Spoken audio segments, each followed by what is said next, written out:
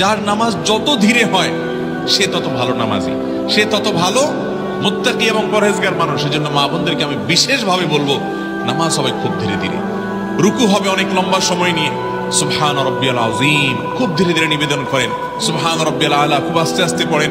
এভাবে প্রত্যেকটা রুকনকে খুব ধীরে স্থিরতার সাথে কাজ করেন, ইনশাআল্লাহ আপনার মূল কাজটা ঠিক হয়ে যাবে। যার নামাজ ঠিক, ইসলামের তার মূল কাজটা ঠিক হয়ে যায়।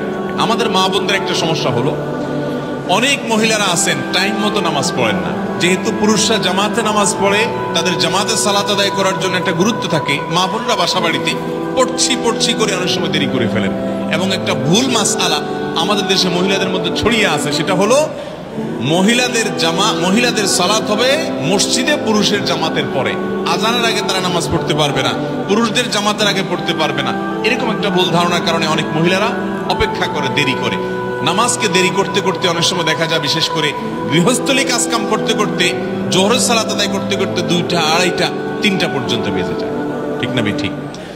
মা বোনরা ওয়াক্ত মতো এবং সময় হওয়ার সাথে সাথে দেরি না করে সালাত আদায় করবেন। মসজিদে জামাত হলো কি হলো না আপনাদের দেখার দরকার নাই, আজান হলো কি হলো না সেটা দেখার দরকার নাই, দেখবেন ওয়াক্ত হয়েছে কিনা, টাইম হয়েছে কিনা। টাইম হয়ে গেছে, সালাত আদায় করে ফেলেন।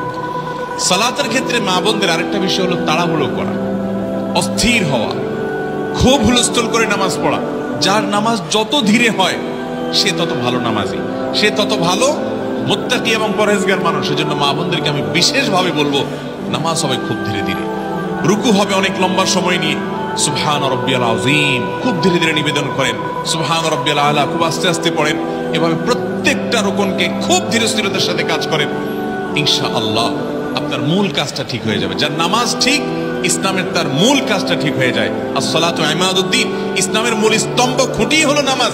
যার নামাজেরই ঠিকঠাক নাই, তার ইসলামের অন্য কোনো কিছু ঠিক নাই। এজন্য মা বোনদেরকে বিশেষ করে আমি বলতে চাই, 5 ওয়াক্ত নামাজ প্রথমত ওয়াক্ত হয়ে গেছে সালাত আদায় করে নেন। তরকারি আছে, চুলা কমিয়ে হলেও ওয়াক্ত হয়ে গেছে সালাত আদায় করে নেন।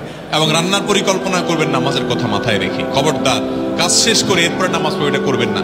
গ্রামাঞ্চলে আমাদের অনেক মা বোনদেরকে দেখা যায়, আমরা আমাদের মা চাচিদেরকেও দেখেছি, এখনো অনেক মহিলারা আছে যে ওয়াক্ত চলে যাচ্ছে নামাজ পড়ে না। কেন? কারণ তিনি সবাইকে খাবার দিবেন, বাচ্চাদেরকে খাবার খাওয়াবেন, এরপরে নিজে গোসল করবেন, তারপরে ফ্রেশ হয়ে নামাজ পড়বেন। এই তথাকথিত ফ্রেশ হতে হতে 3টা, 3:30 বেজে যায়। আপনাদের নামাজ আমল নামার মধ্যে সবচেয়ে বাজে অবস্থার মধ্যে চলে যায়। এই জন্য ওয়াক্ত হয়ে গেছে, গোসল ফরজ না হলে গোসলও করার দরকার নেই, ওযু করে সুন্দর করে কাপড় চোপড় পরে ঢেকে ঢুকে নামাজ পড়েন। নামাজের ক্ষেত্রে আরেকটা গুরুত্বপূর্ণ বিষয় হলো, মহিলাদের পুরো শরীর ঢাকতে হয়। আমার জানা মতে, আমি ছোটবেলা থেকে মা চাচি মাহারা মহিলাদের যত দেখেছি, আমাদের দেশে মহিলাদের অনেকে আছেন যারা এই হাতের গোছা খোলা রাখেন, শাড়ি পরে নামাজ পড়েন, তারপরে ওড়না পড়তে হয় সেটা জানেন না। চুল দেখা যায়, হয়তো গলা দেখা যায়, হয়তো পেট, পিঠ বা কাঁধের কোনো অংশ দেখা যায়। নামাজ হবে না যদি পুরো নামাজ জুড়ে ভাবে এগুলো উন্মুক্ত থাকে। কারণ এই মুখমণ্ডল, 2 হাতের কবজি এবং পায়ের পাতার নিচের অংশ ছাড়া যদি পুরো শরীর আপনি না ঢাকেন, সামান্য একটু সময়ের জন্য খুলে গেছে ভিন্ন কথা। এই জন্য নামাজের ক্ষেত্রে 3টা গুরুত্বপূর্ণ দিক বললাম। এক হলো সময় হলে কাজ শেষ করে নামাজ পড়বো এটা না, গোসল করে নামাজ পড়বো এটা না, গোসল ফরজ না হলে ওযু করে ওয়াক্ত হয়ে গেছে সব পরে আগে নামাজটা পড়বেন। দ্বিতীয়ত নামাজটা ধীরে ধীরে পড়বেন, আস্তে আস্তে পড়বেন। 3 নম্বর হলো যে নামাজের মধ্যে সতর ঢাকার যে ফরজ আছে, মহিলাদের সতর পুরো শরীর ঢাকতে হয়। অতএব শাড়ি পরে নামাজ পড়লে কোনো অসুবিধা নেই, কিন্তু তার উপরে আপনাকে একটা ওড়না, একটা চাদর বড় পড়তে হবে, যাতে করে পুরো সব ঢেকে ঢুকে থাকে পুরো নামাজের মধ্যে। এটা ফরজ, না হলে নামাজ হবে না।